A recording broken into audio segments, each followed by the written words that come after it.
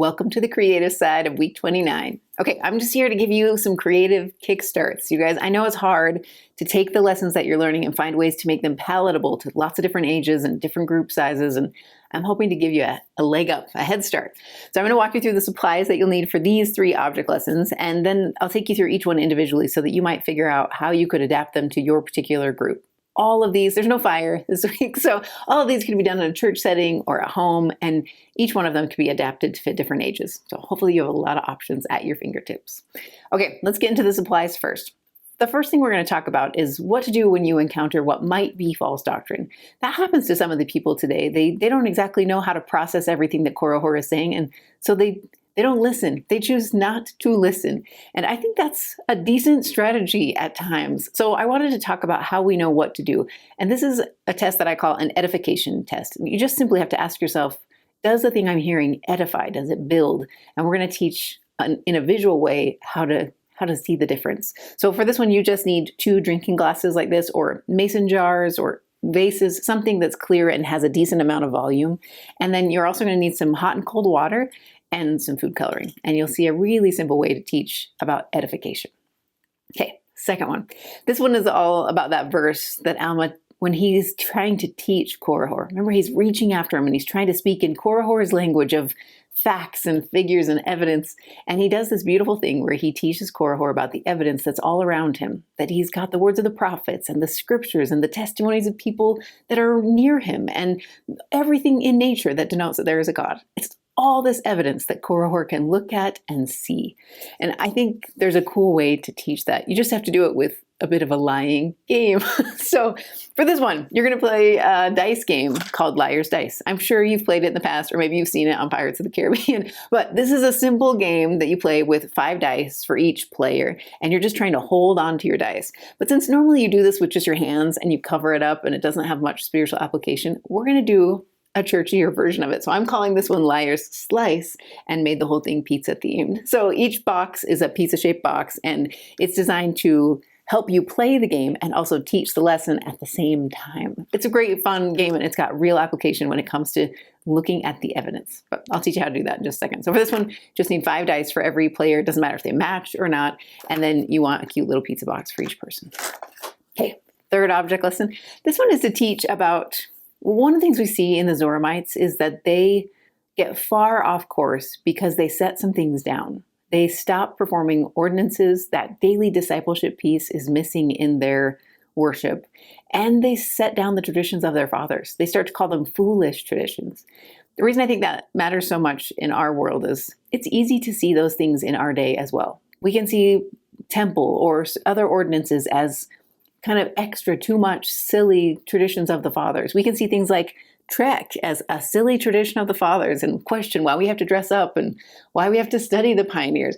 So I thought it would be cool this week to tie Pioneer Day, which is right around the corner, to what we're studying this week with the Zoramites and show why studying and honoring the legacy of faith from our forefathers actually helps solidify our own testimony. So I looked online, you guys, and I could not find good stuff to work with, so I had to make my own. So I have made for you some printable handcarts that look like this, that teach the lesson. They have QR codes built into them so you can teach the lesson. They're also a phenomenal candy container. So if you put like root beer barrels in them and then put the little quilt on top, it's adorable. Since I couldn't just make handcarts and represent the pioneers, I couldn't resist making a wagon as well. So there's a wagon version and a handcart version, and both of them have QR codes to help your kids link out to the stories of the pioneers, to see the journey west, to interact with this interactive map, and give them a chance to study their story so that you can help teach this week's story. That's all about why it's valuable to hold on to those traditions. So for that one, you just need the printable cardstock to print it on, and then a little bit of glue and scissors and candy if you want to make this a little bit sweeter. Okay, that's your supplies list. Now let's get into the details.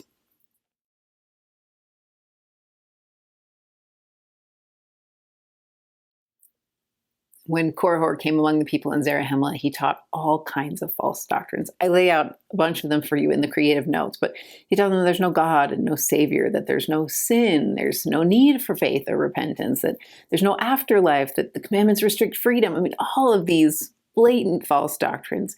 And shockingly, many people followed him. Many people heard his teachings and they followed. but some didn't. People in the land of Jershon, like those converted hearts of the anti-Nephi Lehi's, they didn't budge. The hearts in Gideon didn't budge.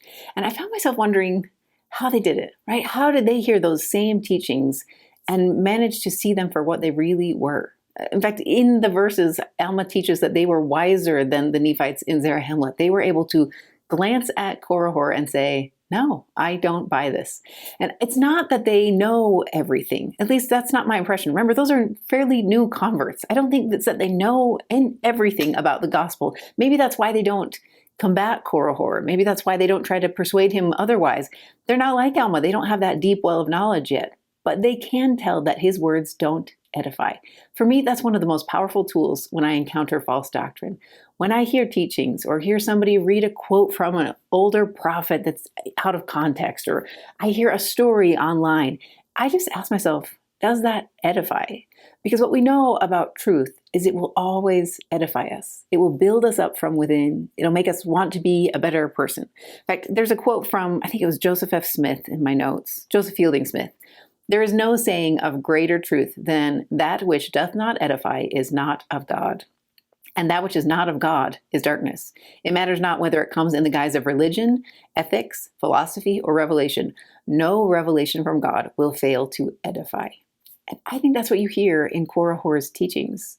Everything he teaches shrinks. It makes you feel smaller. It makes this world feel meaningless. It makes you feel like there is no effort needed. There's no progress needed. It does not edify. The teachings of Alma and the other missionaries, especially as we go into next week, they expand. They stretch your understandings. They enlighten your mind. That's the gospel of Jesus Christ. So to help my kids see the difference visibly, I wanted to do this little experiment. Essentially, you're going to take 2 glasses like this and you're going to fill one with really hot water. It doesn't need to be boiling, but ideally really hot. And then the other one with really cold water.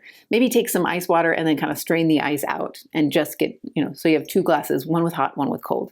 And point out that on the surface, they really don't look that different. In fact, if you fill it almost all the way to the top, you really can't tell the difference between the 2 glasses.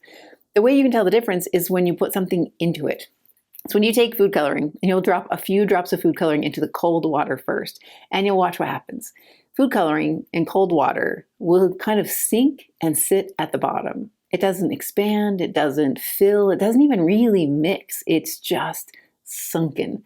And that's what Korihor's teachings are to me. They give you that sunken feeling to think of a life without God, or a life without Jesus Christ, or a life where we don't need repentance and we can sin and it doesn't matter what happens to us next.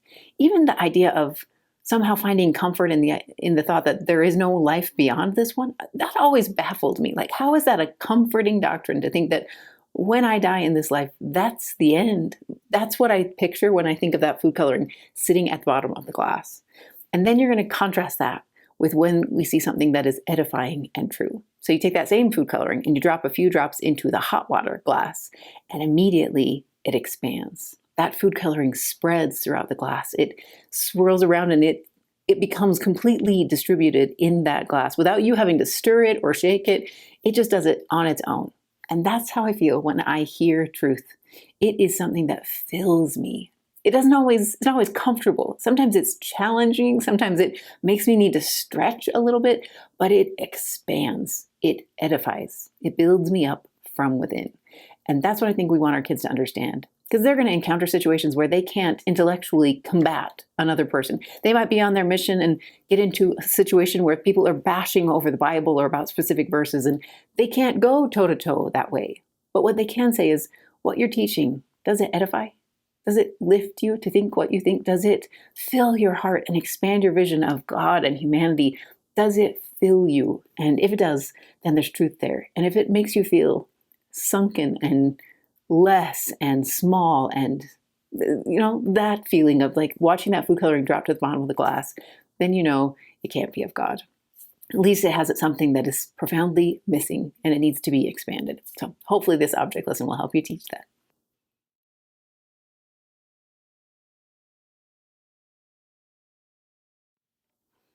I know, it seems wrong to teach a lying game and apply it to church principles. But here's the thing, you guys. If you've played the game of Liar's Dice before, it's actually not a game where you lie at all. You're just taking educated guesses. The better you get at the game, the better you are at evaluating how many there are out there. If you've never played this game before, if you go in the notes or on the printable, I give you full instructions so that you can learn the basics. But essentially what you're doing is you're going to put 5 dice in this little pizza box. For me, since I wanted it to be a little more playful and less piratey, I decided to take every number and assign it a pizza topping. So for example, the 1s are pepperoni, 2s are mushrooms, 3s are peppers, so that as you guys are playing the game, you could ask like, how many do you think are out there? So when you play this game, essentially everybody takes their 5 dice, they roll them in their hand and they drop them into their pizza box and then quickly close the box and shake it so that all those dice sit flat.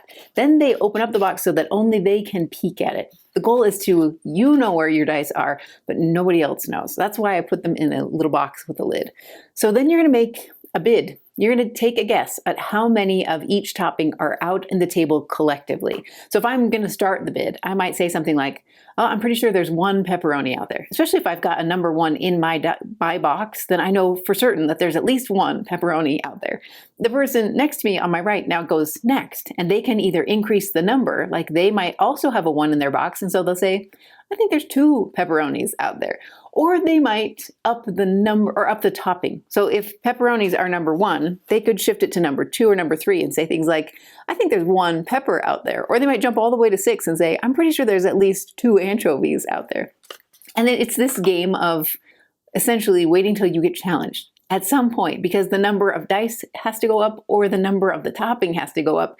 There comes a breaking point when you get challenged. So this is when, instead of upping the bid, the person next to you will say, no, I don't think there's that many anchovies out there. And that's when everybody opens up their box and you tally up how many are on the table all together. And if the challenger was right and there weren't that many anchovies out there, then I would lose 1 of my die. And if I was right and there were that many anchovies, or there's more than that, then they lose a die. And the goal is to try and keep your dice as long as possible. The reason I like this for this lesson is because no one is lying in this game. They're just trying to take educated guesses based on the evidence in front of them. You look at the dice in your box and it helps you evaluate what your bid should be. If I've got a lot of 6s, then I'm going to make a bid of anchovies somehow, right? I feel confident because of what I have that there must be a lot of 6s out on the table. I can also do the same thing by thinking about how many dice are on the table total. If we're early in the game and not many people have lost dice, then that means there's like 20 dice to work from if we're playing with 4 different players. So the odds are pretty good that there's going to be, 3 tomatoes. Or it's easy to take that evidence and evaluate it and make a conscious decision about what my bid should be. That same thing happens to us spiritually. What happens with Korihor is, I think Alma understands that Korihor doesn't have faith at this point in time. Alma will not be able to talk to him in those sort of terms. Instead, he has to teach him about the evidence. So he asks him to look around, look at the words of prophets, look at the testimonies of people around you, look at the scriptures, and look at nature, and look at the evidence that is everywhere. Make your decision based on all that evidence. And then what's beautiful about the gospel is, once Korihor makes that decision, if he vocalized it and said it, then the Spirit could confirm it. And then you can know things for a certainty. You can get a deeper understanding. So that's why I like the game. It's Liar's Dice. It's almost a bad name for it. We're calling it Liar's Slice, but it's not a game of deceit. It's a game of making educated guesses to the best of your ability and putting those to the test. And I feel like that's what Alma invited Korihor to do as well.